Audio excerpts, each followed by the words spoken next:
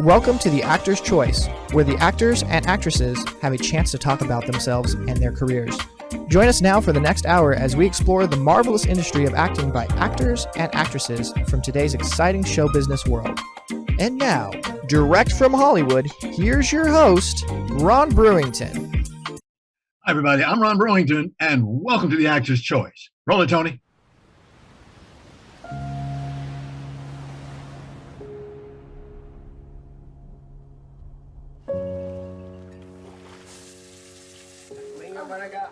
Hola, mijita.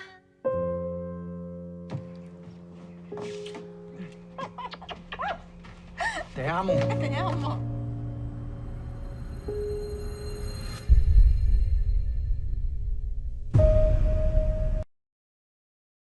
Ladies and gentlemen, my first guest today is a lady who wears many, many hats. She's a filmmaker. She's a producer. She's a director. She's a writer. She's an educator. She's a world changer. She's an activist. And last but certainly not least, she's a mother. This lady has been all over the world doing what she loves so dear, and that is being a filmmaker. Ladies and gentlemen, please welcome Nadia Voukitchevitch. Yes, Voukitchevitch. Yes, hi. Greetings, Nadia, and welcome to The Actor's Choice. Thank you. I see you consider yourself a global citizen, and I'm told. Yes, I do. I do. Tell us where you were born, please. Well, I was born in New York City. Yay, New York. I'm from New York. Oh, well, there you go. Fellow New Yorker. Yep.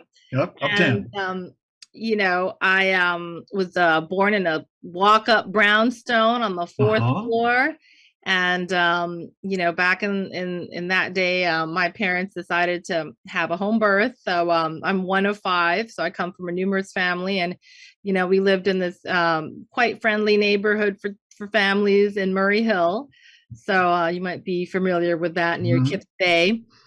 And yeah, I also spent 5 years of my life in Haiti and then another 8 years in Spain, which is why I learned how to speak Spanish. And when I was at Sarah Lawrence College, I took my junior year at St. Petersburg, Russia, where my grandmother, my namesake, was actually born. And I've been living in LA now for about 18 years. So, but I still consider myself a New Yorker at heart and, Excellent. Ask Angelino. It is indeed. I understand a recent discovery of the blood that's in you: English, Swedish, Norwegian, and Basque. Yes, I could not believe it. In fact, most of my friends that are from the Basque country, El País Vasco, they all can't believe I have 1% Basque. They're like, well, we knew you had Spanish on your Filipino, your mother's side, which is a big melting pot of all Asian races. And of course, everyone from around the world, the Spaniards, the Dutch, the Americans, they all spent time in the Philippines, but they could not believe I had Basque blood. They thought, well, for sure, Madrid so it was a quite interesting find. You speak Spanish. What other languages do you speak, madam? So yes, I speak Spanish. I like to think I speak English, although technically it wasn't really my first language. My first language would have been Creole, which is what I learned when I lived in Haiti, au Cap-Haïtien. And then I also, kept up with the French that my father spoke. He was born in Geneva. So that was his primary language at home.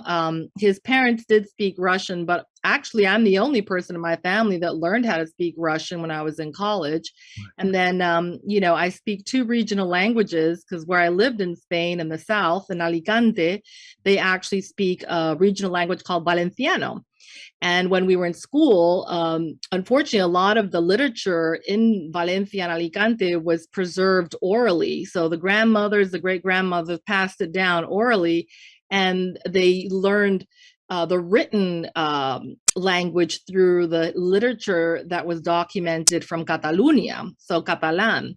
So in fact, when I lived in this little town where I grew up was no more than 500 people, the old ladies used to say, well, you don't speak Valenciano with a Valenciano accent. You speak it with a Catalan accent.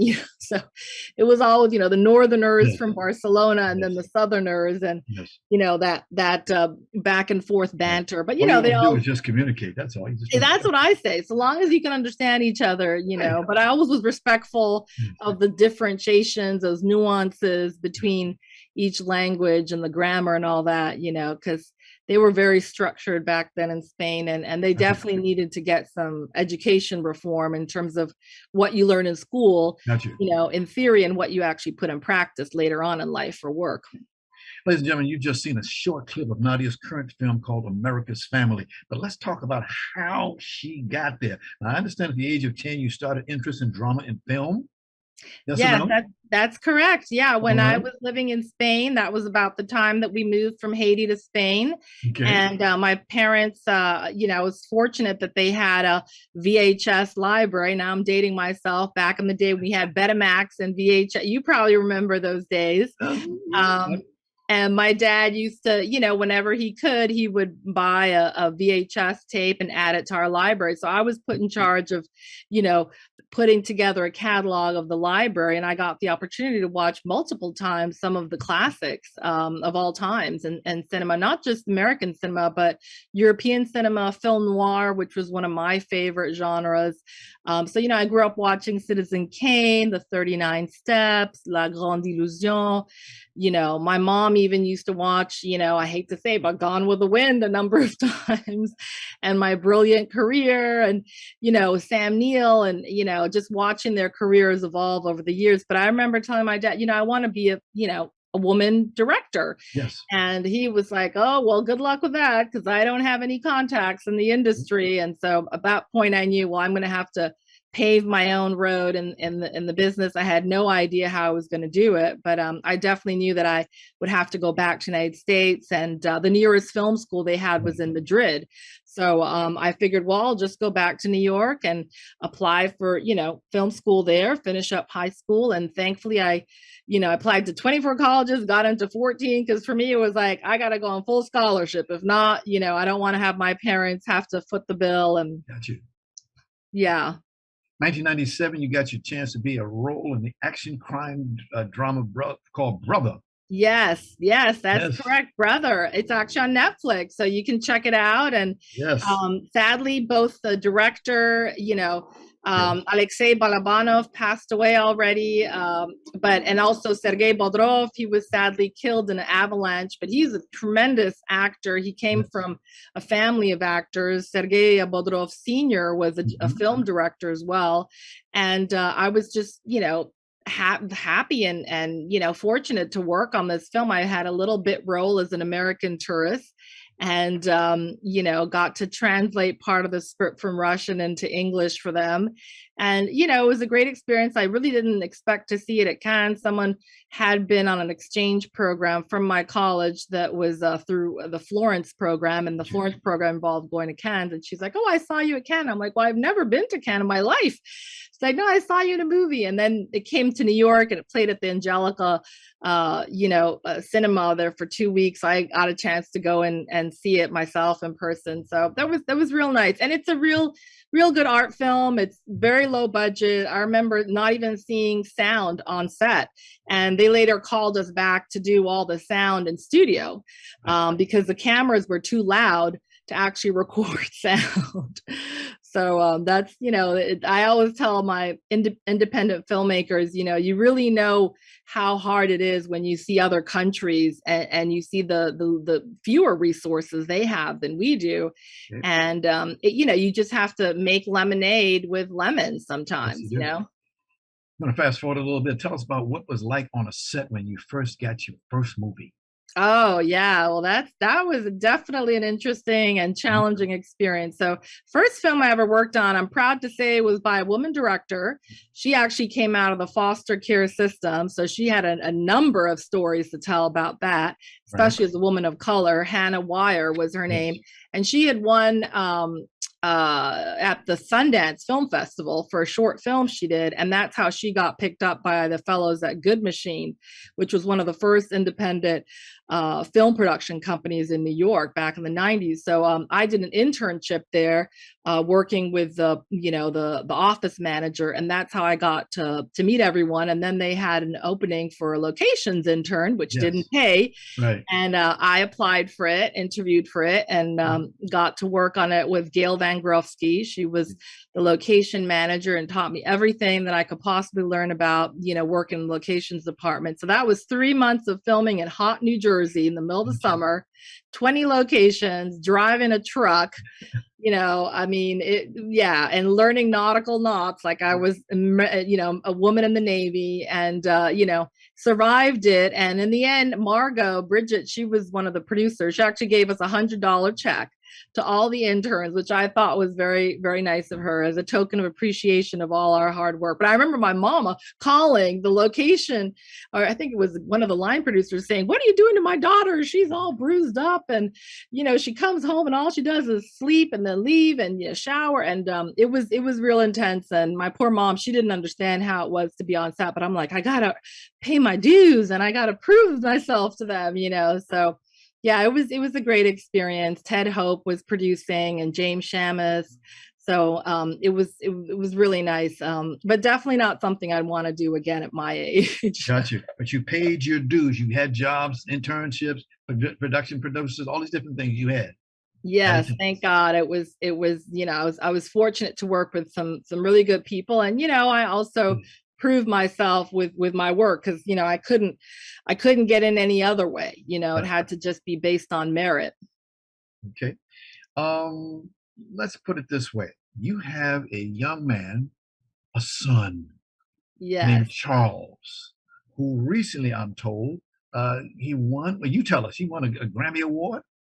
Yes, he did. He's been singing in the National Children's Chorus for about 6 years now. And just a couple of months ago in Vegas, they won a Grammy. Oh, right. Yeah, for Best Musical Chorus. So I was very impressed and surprised, did not expect it. They have a great artistic director, and, Lucas McFarden, and he's been directing them for a number of years. So done a brilliant job. And they have a couple of young composers that sing, who also have been able to have their music performed as well. Excellent. Ladies and gentlemen, Nadia Voukitchevitch. Roll it, Tony.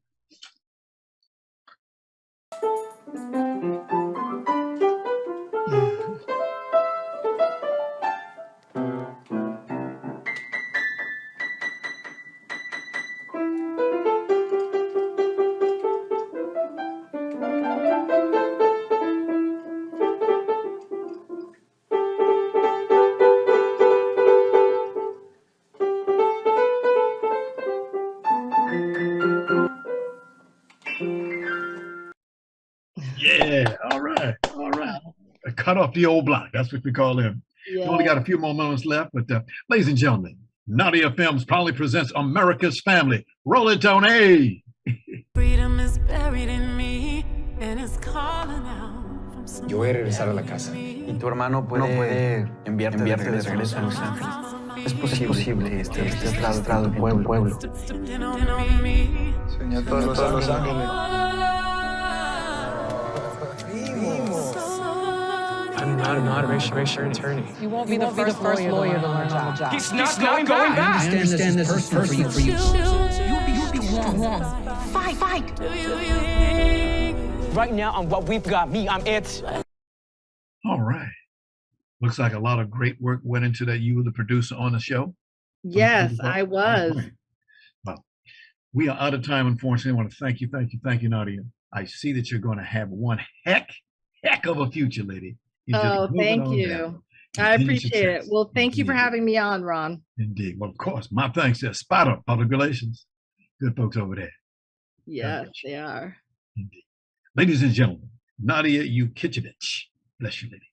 Thank you. You too. I'd like to let you know, ladies and gentlemen, we're asking the Actors Choice Squad to help us get former baseball player Curt Flood into the Baseball Hall of Fame. Now, Curt, who passed away January 20th, 1997, was the husband of one of our wonderful guest, renowned actress Judy Pace. All you got to do is go to call our office, 213-349-3941. That's 213-349-3941. And we certainly, sincerely thank each and every one of you being a part of this magnificent award for a great baseball player. Roll it, Tony.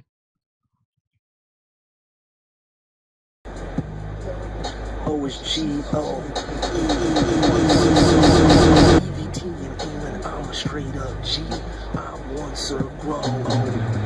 All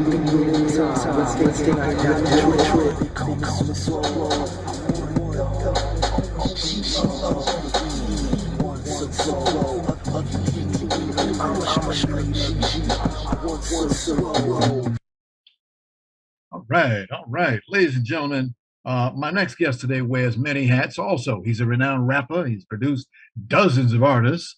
He has had several businesses of his own, all running simultaneously. Check that out. He's a teacher, an after-school coach, among other things. Ladies and gentlemen, please welcome Robert Taylor, a.k.a. Rob, a.k.a. Lee in there. How you doing, brother? Nice to meet you. Finally, we got a chance to see each other. Yes. Greetings and welcome to the Actor's Choice. Thank you. It's a pleasure. Wow. I have a real why. You're a busy man. Tell us where you were born at, sir. Born in Everett, Washington, in the Puget Sound, Pacific Northwest, West Coast.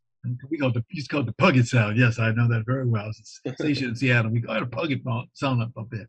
Really, really, really. I understand that you and your mother and father both served in the military as you grew up. Yes, they did. Okay. Absolutely. I think we have a picture of your mother. Is there a picture I believe of so. You with your mother.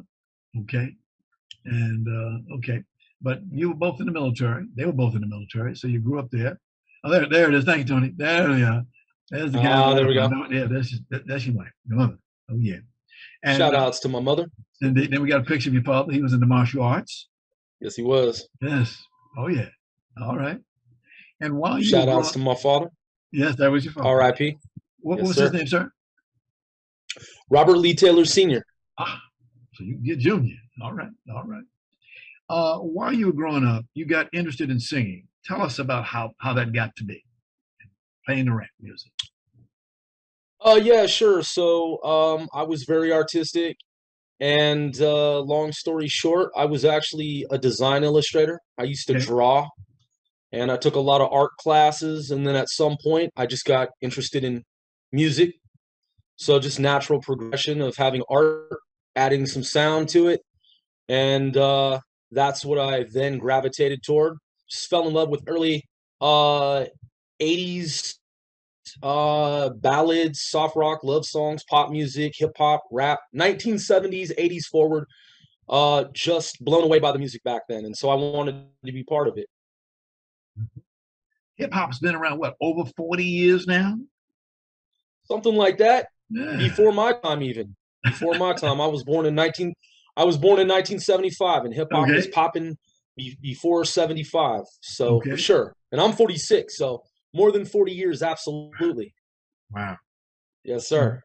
When you first got into it, rap, what was it about it that got your attention? Because you could have drifted into other types of music. Why you chose that one? Well, so I was a typical nerd geek, straight A student, honor roll every single time. Just got bored with school, and though I aspired to follow a path in sports in addition to being artistic and a nerd geek, I was very athletic as well.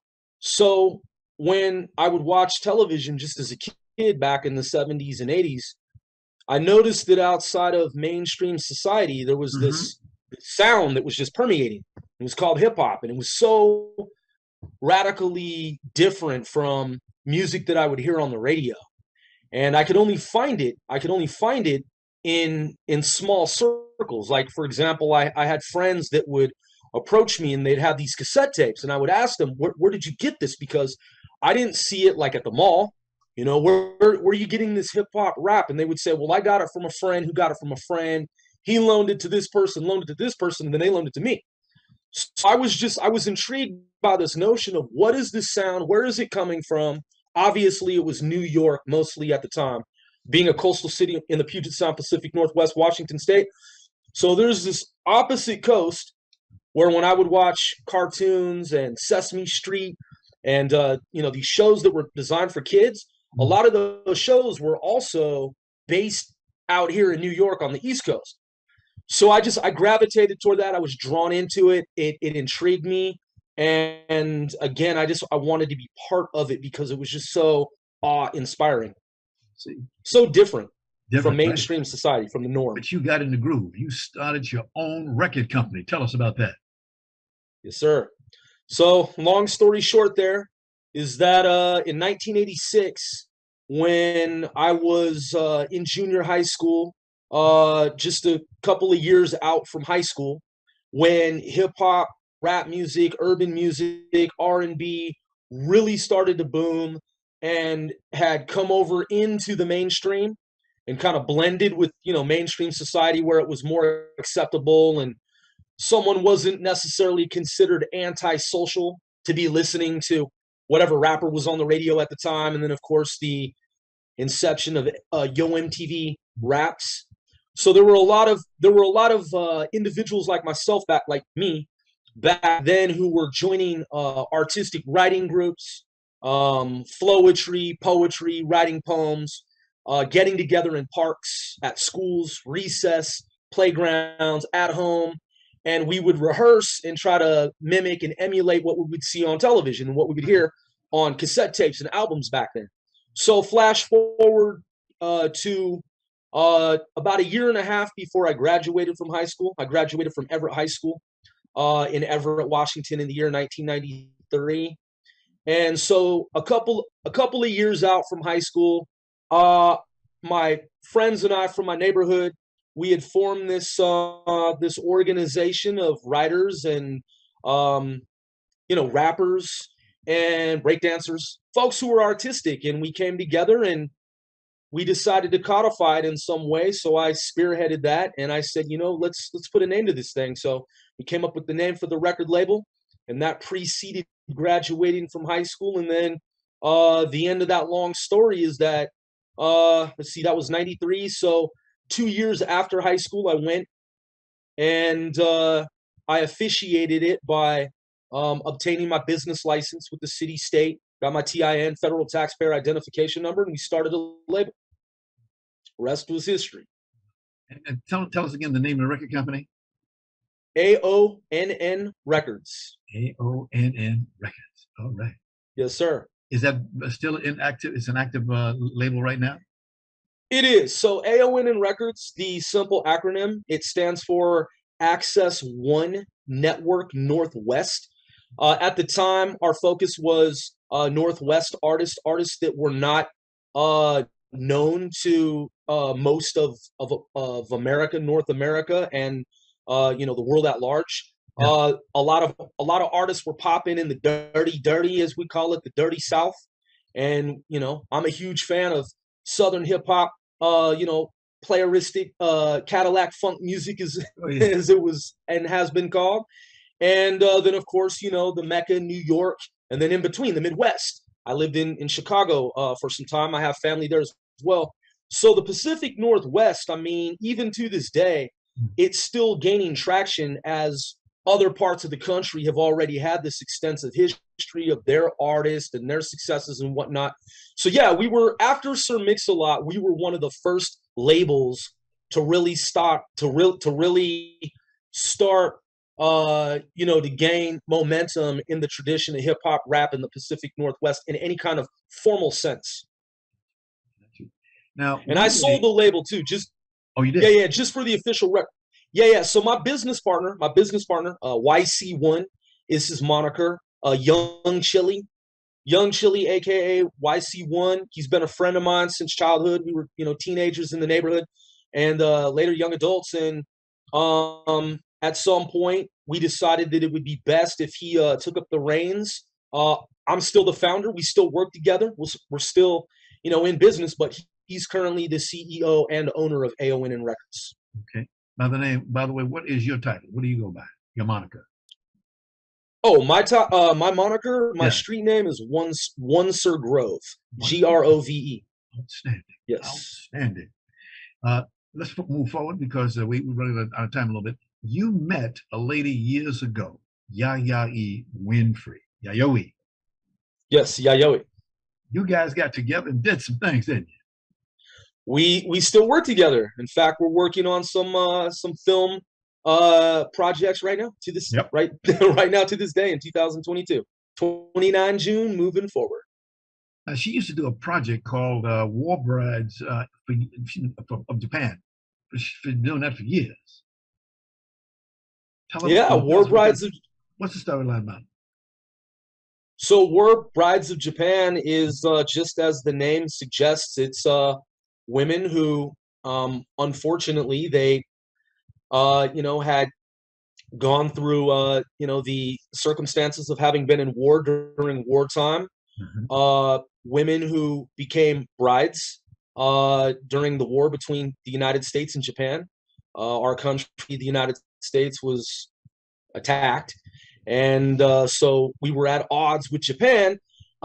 Simultaneously, as the war, progressed and went on, there were American GIs who were marrying, women, taking brides from Japan. And so there's a whole history there. And she explores that. And she made 5 films actually in relation to that history. So there are technically 5 films of hers that one can find on the subject. On IMDb and across the internet. We just happen to have a cut of one of those films that you talked about. Roll it, Tony.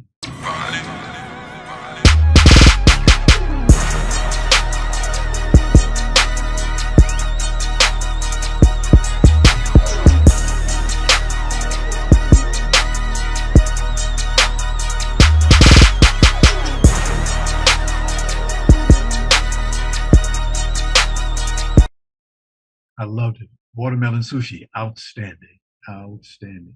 It's good when you see people like you and her who put their minds together and have messages that you want to tell people. Because a lot of people walk around, they don't even know what's going on. They have no clue.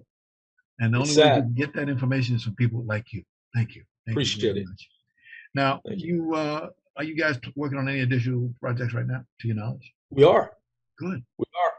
We are. In fact, there is a project that's been long in the works, and it's actually Yayoi's brainchild, Watermelon Sushi, which precedes War Brides of Japan.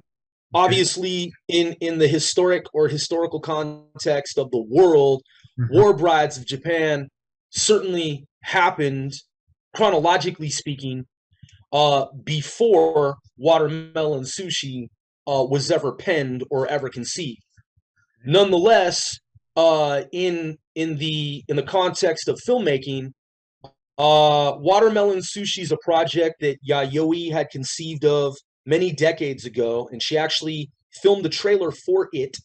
And so it's still in the works, and I can't really divulge or disclose much, but it is a work in progress rather. And for fans, anyone who wants to stay tuned, there are going to be some big announcements in the coming months. Yes. And so definitely, something still going on there. Outstanding.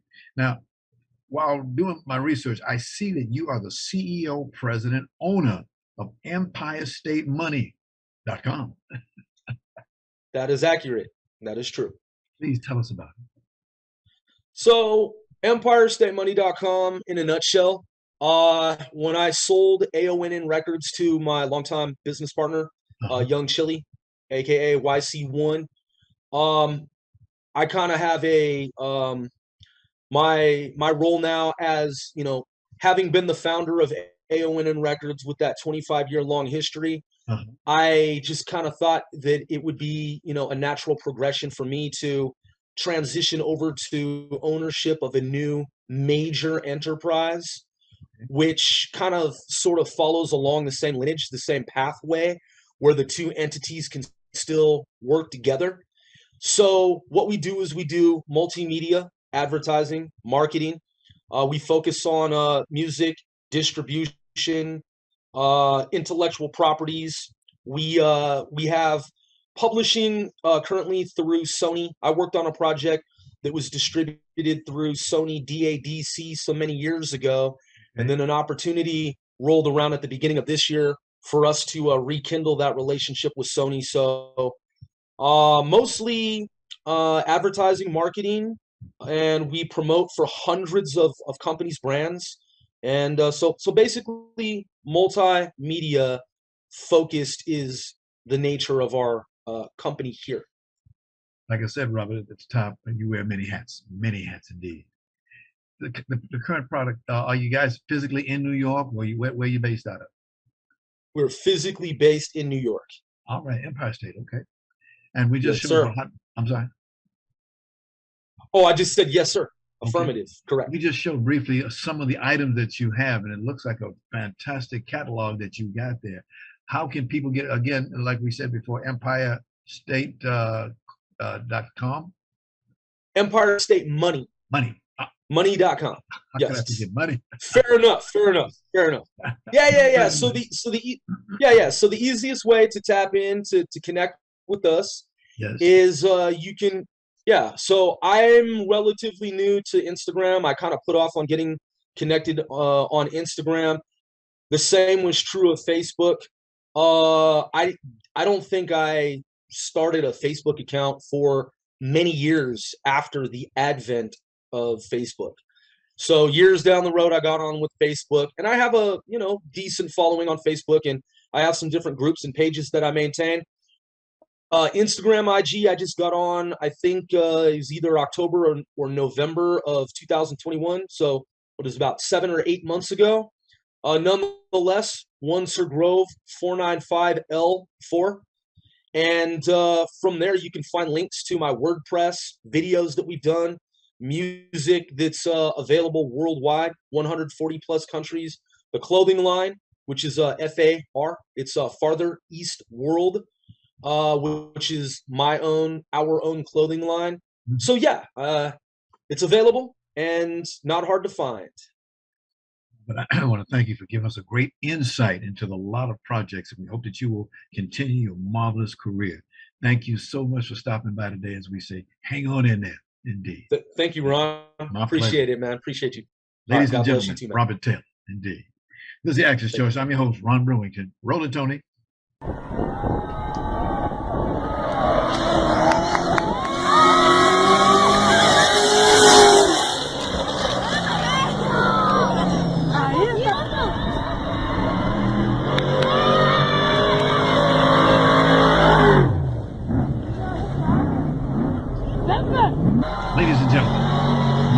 Ladies and gentlemen, my next guest today is a former NASCAR road driver. He's also the first Black American in history to race the world-famous Baja 1000 off-road desert race in Baja, Mexico. Now, this is a grueling 1,000-mile trek through the treacherous Baja, Mexico peninsula. Our guest also served in the United States Navy, like that hat, as part of the crew of a nuclear submarine. Ladies and gentlemen, please welcome Felix, Nighthawk.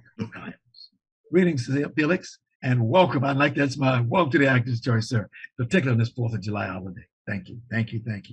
Before we start, please tell our audience, where is it that you were born? I was born in Cleveland, Ohio, and right. It was a wonderful place, great city. Yes. Haven't lived there for over 52 years, but I was born there. Wow. Ohio, we call it OH10. Beautiful state. Yes. Beautiful state, indeed. Now, let's say this. You were the first Black person in history to race the world-famous Baja 1000 off-road desert race in Baja, Mexico. Tell us how that happened, what led up to that particular event, and what happened. Well, I started out as a pit and support chase person, and so it was pretty much a hobby. And I ended up I would pretty much support the race vehicle as it was driving on the race course. I would be on the highway and power line roads, trying to keep pace with him so that if he broke, I would then turn in, go into the desert, find him, fix him, and send him on his way. What ended up happening was, in a stock vehicle, I ended up outrunning a lot of race vehicles. And they said, this guy needs to be in a race car. And so I ended up working my way all the way up to driver. And after the first time, I made history. So it was like being the 1 millionth customer at Disneyland. Wow. There's danger, of course, in this particular field, correct? I had a real bad crash that knocked me out of racing for quite a few years. I endoed at 6 times at 140 miles an hour. So that's flipping front to back. And from impact point, I stopped almost a quarter of a mile away. So yeah, it'll mess up your whole day. Are you planning to get back into racing again? We're working on my return this November. It'll be the first time I've raced the Baja since I had the big crash. Woo. And I'm looking forward to it. I'm a little bit older now. Don't heal up as easy, so I'm going to have to keep the shiny side up so I don't end up with more injuries. Got you. Very, very important. Very, very important indeed. Indeed. Now, just want to say this. You make a lot of history. Do you think you ride for the history or you ride for the fun of it? What you doing? Well, when I was younger, it's a whole different situation because when I was younger, I was doing everything for me. Right. But when I got hurt and I couldn't drive, and then I changed my mission to helping others, I ended up doing so many different things for so many causes and different programs, charities, to the point now my big deal is helping my brother and sister veterans, those that have had injuries, those that are fighting their demons from, being exposed to painful situations, and homeless veterans as well as wounded warriors. Now you do other things too, like acting. Tell us about that, please. Well, a while back, Universal Studios, Charles Floyd Johnson and Denise Nichols purchased the rights to my life story. And they wanted to do either a Nighthawk, which is my nickname. I was going to ask you, how'd you get cartoon, that? Yes. TV show or a documentary. And I said, well, if you're going to do a cartoon, I want to do the voiceover. So they said, well, why would you want to do the voiceover? Good pipes, right? Yeah. That's one reason. Good pipes. Well, it's the biggest reason was when I was growing up, whenever they would put Black people in cartoons, they always made them sound like they stepped right out of the ghetto, had no education, and that's the only way they represented, Black folks. And I wasn't having it. So I said, if you're going to do it, I have to do the voiceover. How's the progress coming on that situation? It's been a while. I have the rights back now. So yes. I'm working with someone right now that wants to do a real big documentary on me. We haven't broken the news yet, but it's a huge person that you know very well. Okay. You have what you call your favorite truck. Can you show that picture, Tony? You and this truck have been around together for a long, long time. Yeah, that's pretty cool. Yeah. Yeah, that one was in the Peterson Automotive Museum, which is the largest automotive museum in the country. It was inducted into that museum, but the unfortunate thing was we had a 1-year contract to have it displayed, and we were going to have celebrations and parties and everything around the truck. The pandemic hit. The whole year was stuck in the pandemic, so the vehicle's no longer there. But got it. We just happen to have a clip of you taking it into it. Oh, that's pretty cool. Oh.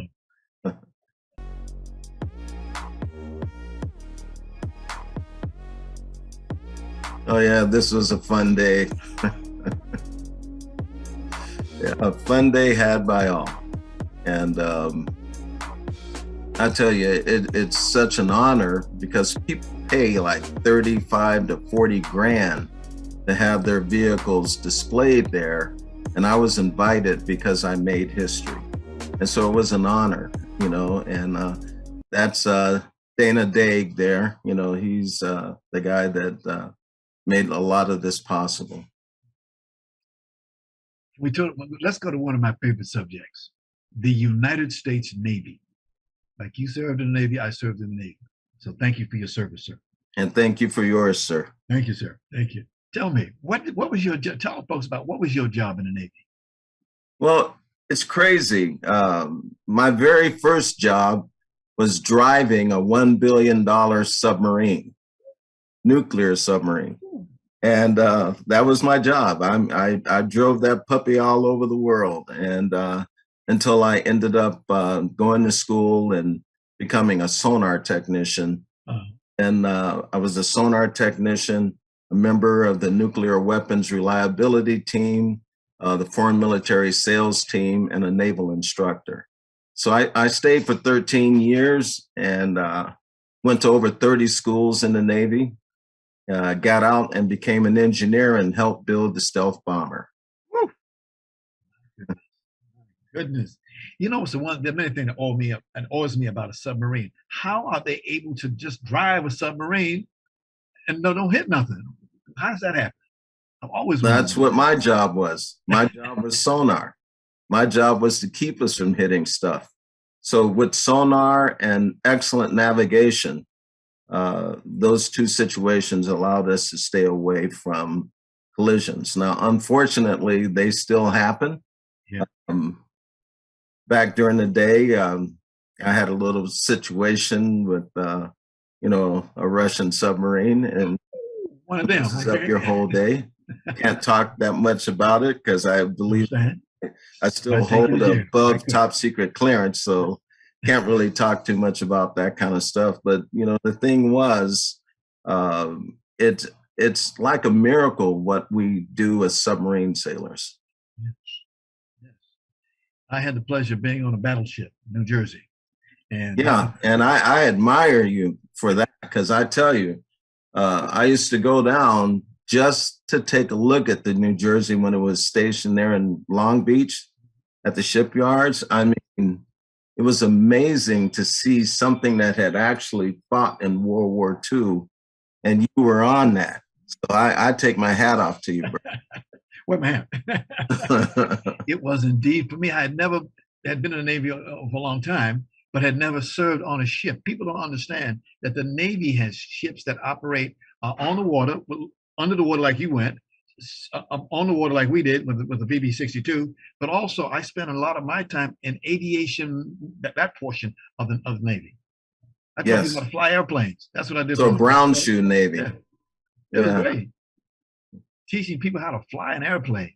Well, I wanted to be an aircraft controller on aircraft carriers. That was my dream when I went to camp. But, when we all take that ASVAB test, there's a small section of it that's a psychological test. Yes. Only 3% of people ace that test. Those are the people that they selected for submarine service. Yes. Had to get you to volunteer for submarines. I didn't volunteer. They tricked me into volunteering, and I ended up on submarines. Needs of the Navy. That's what we used to call them. Needs of the service. Definitely. They need bodies over here. They need bodies over there. Yes. I know the feeling. When I came in the Navy, I was talking to this young man. He had stripes all up his arm, and I was trained as an aviation mechanic, and that's what I wanted to do. And he said, "Well, unfortunately, you wear glasses, and you might be on a flight line. It's going to fall up and blind you." I said, "So what would you like me to do?" "I'd like you to be a yeoman." I said, "What's a yeoman?" I have no idea. But I can tell you this. Yeah. There were 2 people on the submarine that you didn't mess with. And the yeoman was one of them. Well, 3, actually. The captain. The yeoman, and you didn't mess with the cook. Right. Oh, yeah. He'll be the cook. Doorkeeper. Those 3 guys, because they kind of controlled your life. Yes, they did. And especially the yeoman. I mean, he could have you over in Timbuktu if you got him mad, So, no, great respect still for the yeoman. I didn't know it. They made me a training device from the TD, And I went that way. Like I said, I had 12 good years in that. Really enjoyed it. I'd do it again anytime, anytime. In fact, with this new movie out right now, Top Gun. Oh, yeah. I've already seen it, and you know I was going to see it, man. I've seen it 4 times already, but we're going to talk about it. Yeah, you know I was going to have to see that. And it's you know, you're one of those surface guys, you know, sub guy. You know, the thing is, in submarines, we think there's only 2 types of ships in the Navy. Submarines, targets. And what? Targets. Oh, target. I thought you were going to say more submarines, but I can dig it. I can dig it. Well, you are a recent honoree at the Jonathan Foundation annual fundraiser, sir? Yes. Okay. It was a wonderful situation. Back in 2014, I was approached and they asked if I could assist them with their fundraiser. Yes. And that they weren't selling tickets and things just weren't going great. And so I said, well, let me see what I can do. So I said, I'm going to have a few of my celebrity friends come. And they said, okay, what can you get us, 2 or 3? Yes. Bought 20. 20 celebrities. And the thing has sold out ever since. Well, you had a good PR person. It was just a wonderful situation. She does great work. We got a few moments, but we have enough time to sneak in here a couple of pictures of you and some other celebrities. Here's one of them right there, Muhammad Ali. You know, I knew him from 1981. Yes. And, you know, he was a wonderful friend, amazing. He used to do magic tricks for my son. And my son was a little guy. But, you know, it's nobody, not too many people that can be more impressive than, you know, Muhammad Ali. He's truly missed. Gotcha. Next one, you know this guy. I'll be back. Not a tumor. It's not a tumor. Yeah, Arnold was pretty cool. That's back in the day. We both look a little young there. And but you know, I met him because of the fact that we were both doing things for charity. You know, and so I take my hat off to him. Gotcha.